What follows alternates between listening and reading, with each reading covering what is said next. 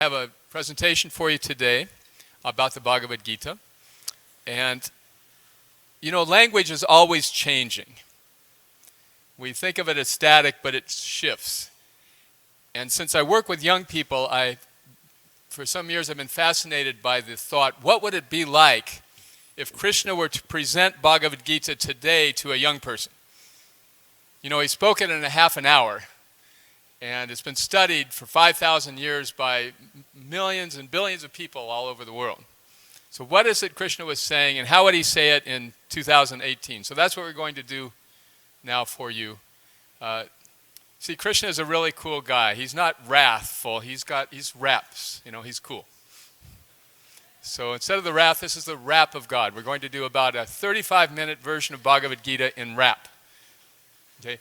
As cool a rap as a 64-year-old white guy can write. Okay. So I'd like to ask two things. If everyone could kind of turn, it's going to be on the screen. You want to look at the screen, not me. I'm going to be breakdancing and doing head rolls and stuff. But you want to watch the screen. And if possible, we could turn down the lights or turn off the lights as much as possible to make it visible. Please feel free and turn your chairs, turn your seats.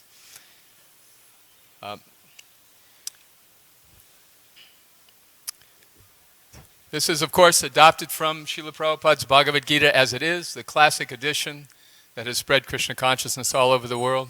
Srila Prabhupada ki jai. So tonight, in this presentation, we'll have three sections of the Bhagavad Gita. The topic of karma yoga, the yoga of action, the topic of jnana yoga, the yoga of knowledge, and finally bhakti or devotional yoga. Three sections in the presentation tonight. First, in karma yoga, here there'll be discussions of spirit, duty, detachment, and the three modes of nature. Under the jnana yoga section, we'll have yoga, gurus, Krishna himself, and the cosmic form. And finally, under the bhakti section, there'll be Brahman, fiends, devotees, and bhakti. So the original Gita is 700 verses in classical Sanskrit. The condensed version of this Rap of God we'll be presenting tonight is about a third of the original Gita in vernacular English. That means the language can be lightly salted in places, so please don't be offended. The Gita has 18 chapters. The Rap of God has 12 topics. These are selected verses from various parts of the Gita. The original Gita is conversational, goes in sequence, and the Rap of God has a thematic approach, taking excerpts from different parts of the Gita centered around certain themes. It's called a sandarbha in Sanskrit, which means weaving. So the Gita is so short, it's usually not done that way, but for this purpose, it is in that format. Now, in the Gita originally, Krishna's divinity is shown rather early in the book, in chapter 4. It's in the Rap of God, it's a little bit later, in topic number 8 out of 12. The original Gita was spoken in just 30 minutes. The Rap of God tonight we'll see in about 30, 35 minutes as well. Now, you want to know, is it really rap? Well, for my generation it is. Like in the 60s, when the music was actually good, rap was known as like an informal conversation, a focused statement, though, on a particular topic. So in this version, to aid memorization, the text incorporates mnemonic devices found in contemporary rap, like multiple rhymes and alliterations. Sanjaya's words, he's the narrator, they appear in orange. Arjuna's words are in yellow, and Krishna's words are in white. In addition, at the beginning of each topic, there's a relevant Gita verse. All of those pundits out there, I'd like to invite you, please chant along as we recite these introductory verses before each of the 12 topics. Okay, everyone comfortable? Are you ready? All right, here goes.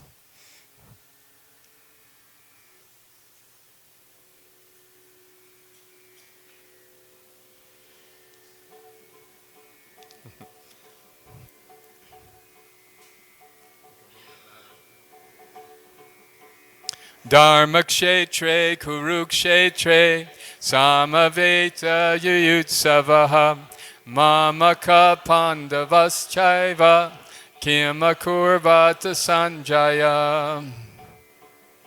My brother's sons and my sons took their battle-thirsty moods to Kurukshetra's sacred plain. Sanjaya, what's the news?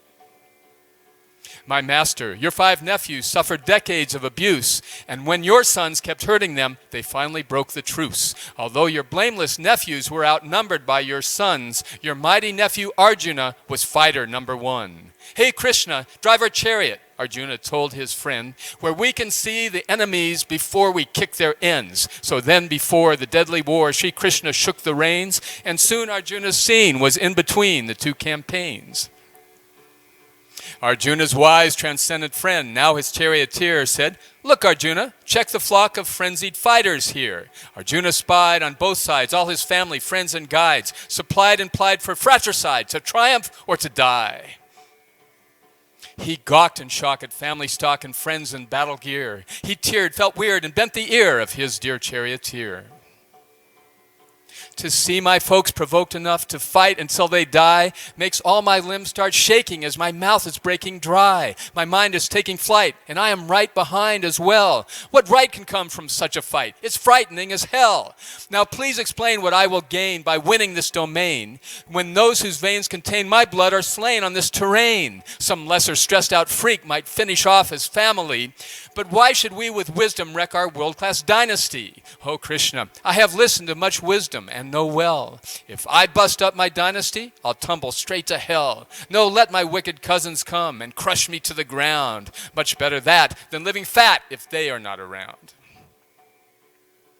Why are you copping out, Arjuna? What's that going to do? Besides make you look gutless and bring karma down on you? It's too bizarre to come this far and then to fall apart. Arjuna, stand and fight right now and let the battle start.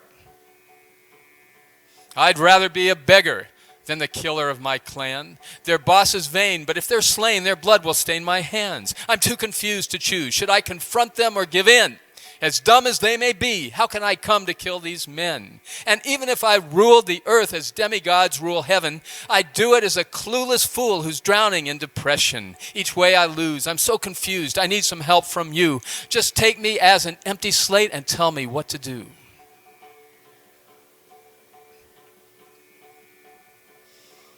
Dehi nosmin yata dehe komaram jovanam charam tata dehanantara praptir dhirastatra.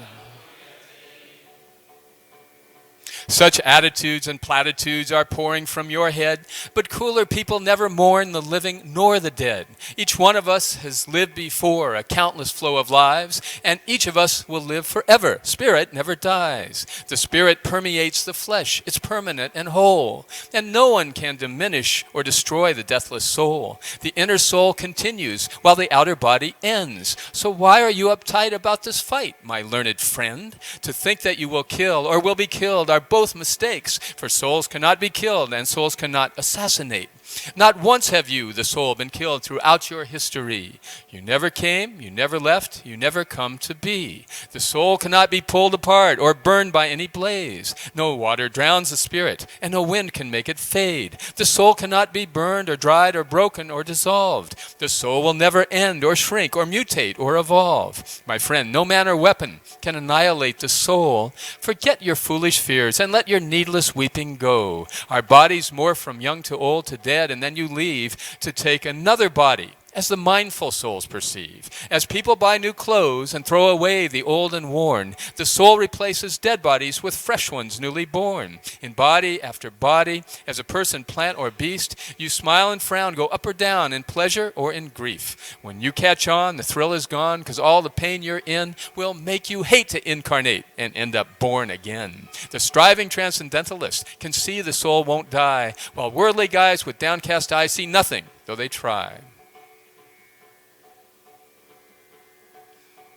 Yad yad acharati shrestas tat tadeve torojana sayat pramanam kurute lokastad anuvartate. Now manning up for righteousness, a fighter's obligation, will land you more applause than to withdraw in hesitation. Since fighting opens wide the doors to heavenly delight, a fighter is excited when invited to a fight. But if you choose to flee, depravity will compensate you, your name will be defamed, and all your buddies will berate you. Your enemies will slap their knees and tease your frieze with scorn, a destiny to make you scream, "Why was I ever born?" If you are feeling moody and you let your duties slide, you'll briefly be less gloomy, but you won't be satisfied. Instead of just retracting, you can tackle useful tasks. If you're a dud, a sofa spud, your body will collapse. As duty led King Janaka, the saint, to his perfection, so you should also act to give the common man direction. The common man will do whatever great men introduce, for great men set the standard that humanity pursues. Much better that you battle, even if things go to hell, than moralizing till you win the Peace Prize from Nobel. Yagnartat karmanyon yatra lokoyam karma bandhana tadartam karma konteya mukta sangha samacharam. Now, Krishna, as you urge me on to fight this ghastly war, you seem to contradict what you have mentioned just before. You said a saint has self-restraint and keeps the senses stashed. Now, isn't that more skillful than to kill for land and cash? I'll teach you how to fight with a detached mentality. When you dispatch attachment, you'll be permanently free. So what if you are sad or glad, or if you win or lose? Just fight for fighting's sake and take what comes without the blues. To work yet stay detached with peaceful senses, heart and mind, sages know as karma yoga. That is more refined. Perform your work as sacrifice while working on this earth to stop the slop of birth and death and birth and death and birth. 4 types of people turn to me, another 4 do not, including one who isn't giving living any thought. A second type is wicked, selfish, mean, and always pissed.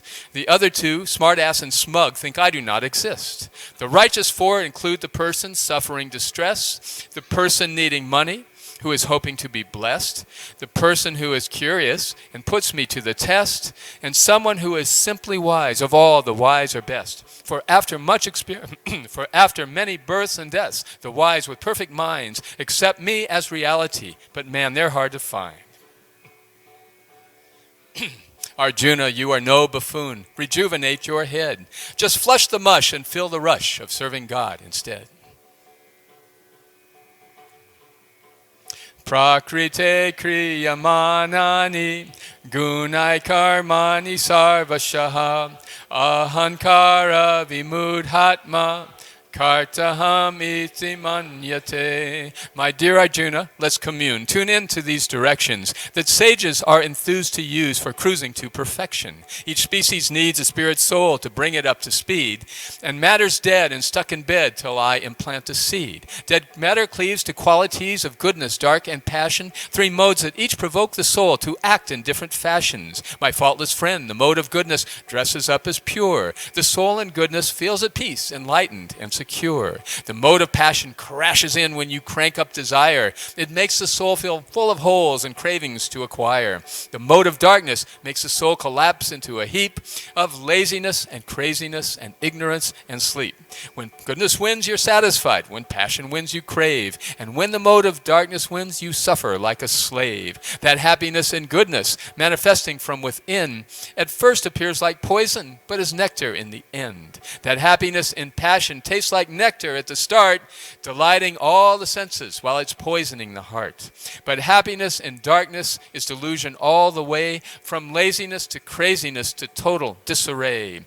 No demon, dude, or demigod, no soul of any fashion can overthrow the ebb and flow of goodness, dark, and passion.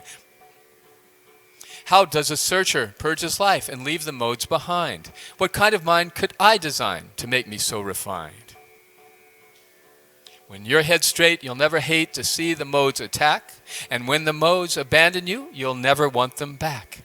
The fool's amigo, phony ego, goads him to insist. He chose the load the modes impose that he could not resist. Devoted souls who work for the supreme find satisfaction and free themselves from jealousy and karma-packed reactions.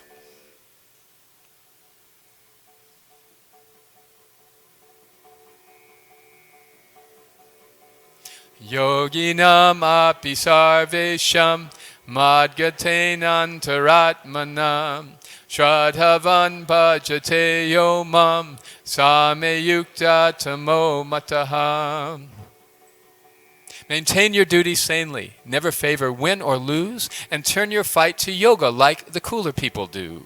Like lotuses on water keep their leaves and flowers dry, in this polluted world a yogi's cool and purified. Their senses standing back from mundane visions, sounds, and smells. They're like a turtle tugging tender limbs inside its shell. You may suppress your senses, but desires still remain. But when you savor yoga, it is painless to refrain. Yet faithless dudes with attitudes forsake such aspirations, misusing all their time pursuing physical sensations. Arjuna, use your mind to rise. Do not degrade yourself. Befriend your mind, or you will find it turns your life to hell. You must be kidding, Krishna. That is way too hard for me, because all I find inside my mind is bipolarity. My stupid mind is stubborn, strong, and always spewing spin. Instead of yoga, why don't we just wrestle with the wind? Arjuna, be a fighter, man. It's hard to stop the mind, but be detached and practice, and you'll master it in time. Suppose I take up yoga, but my ego wins the show. What fate awaits a yogi if he fails to make the pros? If I break vows, am I a cloud who roams the stratosphere? A homeless wreck on earth and heaven, loser of the year? Would I lose all my peace of mind, contentedness, and cash? Hey, Krishna, only you can say, what happens if I crash? Relax, Arjuna. Crash or not, one thing is understood. No evil can compete when you are reaching for the good. A messed up yogi goes to heaven, has a blast, and then returns for birth on earth in wealthy homes and tries again. And sometimes loser yogis take a birth after they fall as children of great yogis, so they never lose at all. And of all yogis, one with faith who keeps me on his mind, affectionately serving me in every place and time, though sometimes distant, twisted, or a sycophantic minion, is best among all yogis, in my own humble opinion. Tadvidhi pranipatena pariprashnena sevaya upadekshyanti te jnanam Jnaninas tattvadarshinaha. So train your mind with knowledge, and your spirit will be pleased. True knowledge, unlike college, brings out saintly qualities. Simplicity and tolerance, a taste for being clean. Stability and self-control, a mind always serene. Awareness of and freedom from the evil side of life. A simple, peaceful residence with husband or with wife. Humility, a lack of pride, attachment to nonviolence, acceptance of a guru to direct you in this science, acknowledging the value of a quest to find the truth. Pursue these forms of knowledge and you'll soon be shatterproof. How can I pick out gurus? By the way they think and talk? Are they at peace just sitting? Do they always walk the walk? A guru's happy, learned, wise, and always self-controlled. A guru sees equality in pebbles, stones, and gold. Because the wise can recognize the soul, their eyes are equal to cows and dogs and elephants, and great or simple people. And gurus in a higher place embrace authentically a total stranger, cherished friend, or stalwart enemy. A seasoned transcendentalist can see the soul within and easily skims off the senses' self-indulgent whims. When you find out your guru and gain equal eyes on earth, you'll thrive, be purified, and rise above death and rebirth. You'll celebrate escaping from the dictates of the senses, awaken to the absolute as boundless bliss commences. Take knowledge from a guru. You can understand and serve a realized soul to teach you what he's studied and observed. Yad yad vibhuti mat sattvam srimadurjitam eva vam tad tadeva vagaccha tvam mamate jongsha sambhavam. Both you and I, Arjuna, have completed many lives. Your memory has wilted, while my memory survives. As architect of everything, my body is unborn. And many times I've come in my transcendent primal form. Whenever rationality comes crashing to an end, and psycho-souls assume control, at that time I descend, defeating every sicko and defending every sage. I reestablish sanity in each and every age. You see, there's no reality except for me, my friend. The whole shebang just hangs on me as pearls hang on a thread. I spread myself through everything, though I remain unseen. I have a life that's all my own, yet all life lives in me. I live and give in every person, animal, and plant. But overall, I'm subtle. Try to see me, and you can't. Officiating in the heart, I educate you all by letting you forget sometimes or helping you recall. The ancient Vedic writings are compiled by me alone. I authored all the Vedas, and by them I can be known. You understand yourself, my Lord, but I don't have a clue. Please tell me with your sweet, sweet words how I can muse on you. The Himalayan mountains are of solid things like me. I am the endless ocean, and of plants the banyan tree. Of rivers I'm the Ganga, flowing strong and sanctified. I am the wind, the best among all things that purify. Though I am death, the end of all, I sire all to be. Of women I am patience, glory, speech, and memory. Of hymns I am the Gayatri, of seasons I am spring. Of months I am November, time of peace and harvesting. Though Om resounds among all sounds, the sacrificial call of my uncounted holy names enchants me most of all. Remember, every glorious and opulent creation has sprung but from a spark of my resplendent situation. So why go on, Arjuna, with a more exhaustive list? A tiny, shiny part of me pervades all that exists. Bhaktya tvananyaya shakya ahameva vidorjuna gyatum drashtum chatatvena pravishtum cha parantapa. Although I love your pleasing form, ideal for meditation, could I explore your cosmic form that swarms the whole creation? Can I withstand its grandeur? Will my senses still perform? If so, then please reveal to me your universal form. Arjuna, buckle up, my friend, and see my mystic skill. As countless godly forms appear with colors set to thrill, these lines of shining demigods combine to show you more, vibrations and a vision and a mood unviewed before. Whatever you may want to witness, any time or space, is showcased for you face to face, at once and in one place. At once Arjuna noticed massive faces, mouths, and eyes, with weapons, gems, and vibrant clothes of monumental size. In Krishna's cosmic body, he could see the gods dispersed on countless stars and planets strewn across the universe. 100,000 blazing suns arising in the east could never beat the light and heat this cosmic form released. The overwhelmed Arjuna felt his hair stand up on end. His mood now swayed. He bowed and prayed before his mystic friend.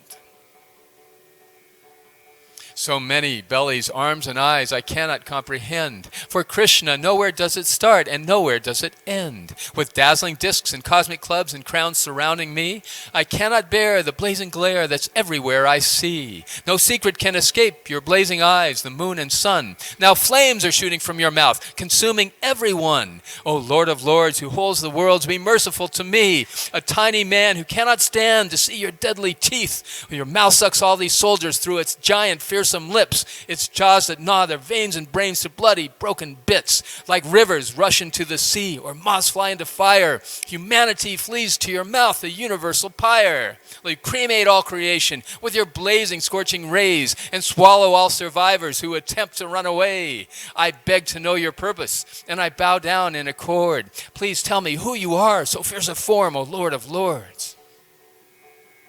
Time I am, the death of all, you're now in my domain. You and your brothers will survive, all others will be slain. So rise and fight, reclaim your rights, your destiny to rule. Your foes already decomposed, so why not be my tool? My Lord, you should be glorified by everyone who lives, but I have made offenses. I implore you to forgive. How foolishly I'd chill with you in friendly conversation, while thinking we were equals, kicking back in relaxation. As cordial people overlook a disrespectful friend, as lovers often disregard remarks that might offend, as patient parents put up with a crude, conceited son, forgive me for these thoughtless things I've ignorantly done. You asked me, and I showed to you my giant cosmic form, an awesome sight of light and death that no one's seen before. And now you find your mind is blown, you're groaning and disturbed. Relax and see, it's me again, the way that you prefer. If you stood on your head all day or gave your gold away, you still would never see me, as you see me here today. My devotees who constantly connect by serving me can see me as I am, my friend, and know my mystery.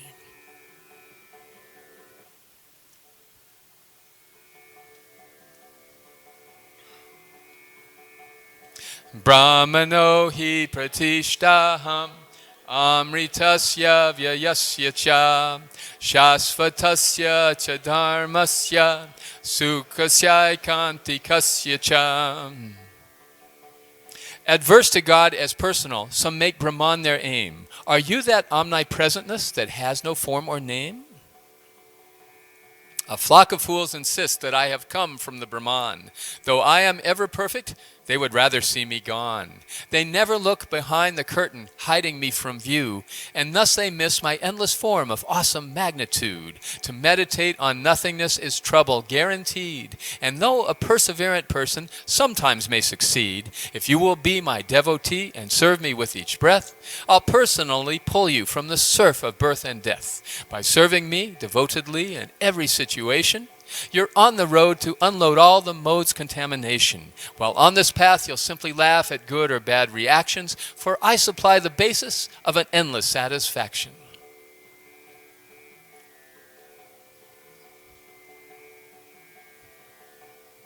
Trividham narakasyedam dwaram nashanam kama krodhas tata lobhas tasmat etatrayam chajen. Divinity and decency define my friend for you. Now let's hear about the fiendish and their atheistic views. The fiend is fond of greedy, stupid, brutal attitudes, like arrogance beyond conceit and self-indulgent moods. He says this world is bogus and there's no God in control. He thinks that life is meant for sex, for lust consumes his soul. Traversing down this trail of thought, discrimination lost, constructing senseless weapons, disregarding what they cost. This villain vainly struts about in condescending pride, compelled to crush the world by lust that's never satisfied. Although his whole philosophy is meant to bring him pleasure, he ends up in anxiety that even he can't measure. So then the fiend will think, I'm stinking rich with gold galore. My enemies are all deceased. I'll chase and waste some more. I am the king, so everything is meant for my delight. And anything I choose to do is absolutely right. My wealthy friends and relatives approach me on their knees, for none, you see, can ever be as powerful as me. Now watch me give some charity and feed the wretched poor. Like that he thinks and drinks and sinks in madness more and more. Nonplussed by tough anxiety and lust he cannot quell. The fiendish flush all piety and bust a path to hell. These rotten, rude, resentful rascals, lowermost of men, are born as animals or worse again and yet again. 3 gates lead to this hellish life: unkindness, lust, and rage. The sane with brains to jump this train wreck gain the highest stage. Mahatmanas mam parta divim prakritim ashritaha bhajantyananyamanaso gatva bhutatim avyayam. Now I'll describe my devotees. They're always karma-free, consuming food first fondly offered feelingly to me. A dude who just devours food for sensual delight, neglecting its creator, swallows karma with each bite. So serving me with every design, indeed the wise, find shelter in my service from their aging and demise. They sing my names, bow down to me, and work with total grit, adoring me quite blissfully, a perfect loving fit. These devotees all aim to please and act without false pride. In laughter or disaster, they are always satisfied. My devotees see no one needs to feel anxiety. They tolerate and don't berate, and they are dear to me. They're never fazed by praise or hazing, freezing cold or heat. They're fair to friend and foe, forever very dear to me.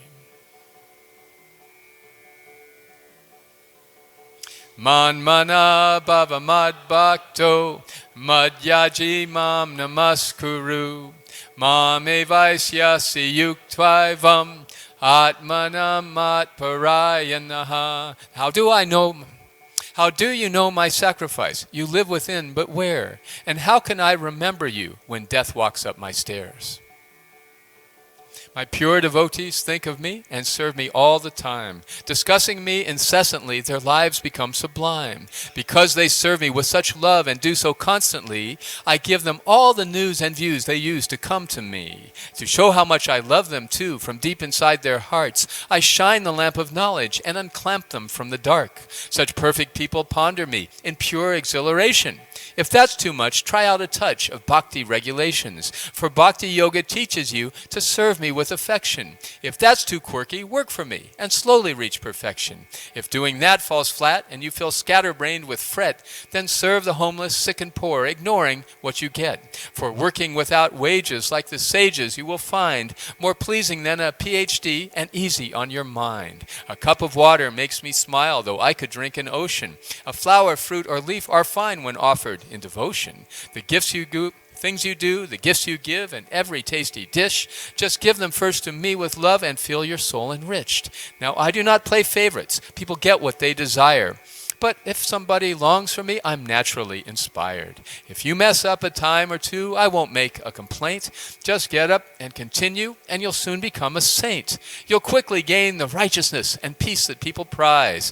Arjuna, tell the world that Krishna's servant never dies. A man or woman, king or slave are equal in my eye, so anyone who comes to me will never be denied. Become my servant, think of me, bow down, and you will see. By making me your everything, success is guaranteed.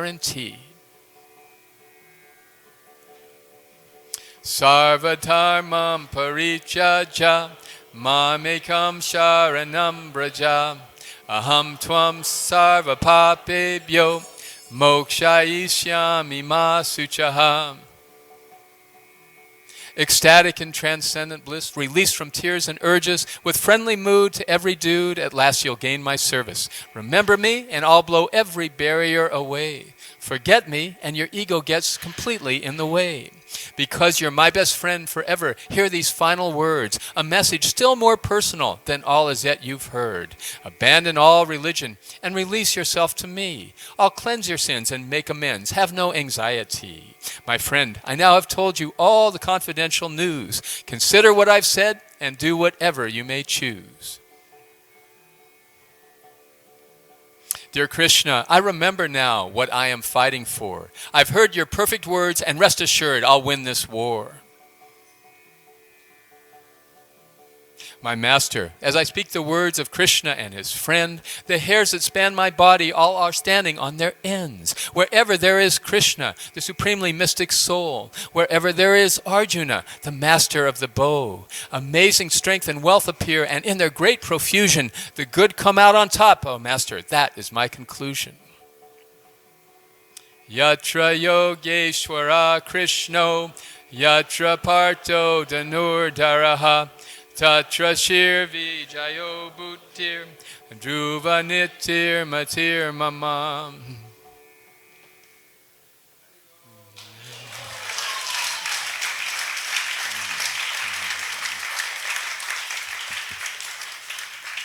Isn't that nice? We can cover the whole book in like 30 minutes. Bhagavad Gita is only 2% as long as the Bible, or 10% as long as the Quran. So having such a condensed scripture is really nice. Huh? Anyway, that is an overview for you.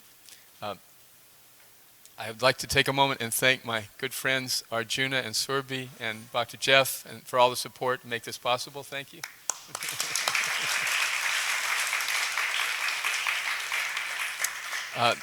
And this presentation was excerpted from this book, The Rap of God, which is the whole Bhagavad Gita in the rap translation. It's available outside on the book stand if you like. I'll be there to sign copies if you'd like to have one. We just ask for a donation for it. You can keep it under $1 million, that's fine. And so now if we have a few minutes, are there any questions about any of the verses or anything about the Gita you might like to discuss? Any reflections on the presentation? Prabhu.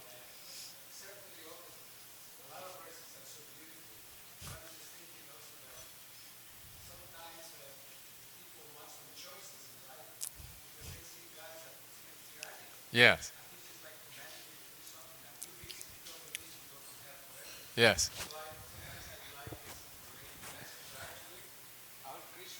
So merciful because he gives you so many choices, like in the 12th chapter. Yes. Maybe you can mention those. Yes, Krishna is very ecumenical. I also appreciate this. That's why we gave it the title, The Wrath of God. I grew up with a God who was like, you better believe or else. But Krishna says, best thing is just to love me with ecstasy. And if you can't do that, then practice bhakti yoga. But if you can't do that, then work for me, give a little donation. But if you can't do that, then try to work for some charity, some selfless way, because you'll feel better. So accepting, isn't he? And then, as one gentleman told me, my favorite verse in the Bhagavad Gita, which one is that? Where Krishna says, now do whatever you want to do.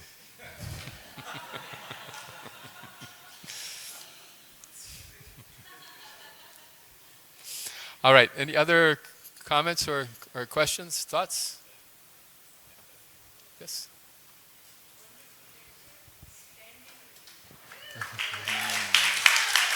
Thank you. Thank you very much. You know, this my goal here is to try to make Bhagavad Gita relevant to young people, regardless of their background, and we'll see how it hits the target. So Prabhu was kind enough to let me kind of launch the book here today, which I really appreciate. Thank you. Yes, sir. How do you find a guru? Does he come to you, or you look for him? What's the path? First, start with Srila Prabhupada as your guru. Because Prabhupada has given us so many books and so much wisdom. And you can begin your search by going to Prabhupada for knowledge. And as you develop that understanding of him, then Krishna will bring you in touch with somebody to help make it more applicable for your life. Okay? So it starts with Srila Prabhupada. And he's so approachable by everybody. Thank you. All right, anything else? All right, a real pleasure to be here. Thank you again. Srila Prabhupada Ki Jai.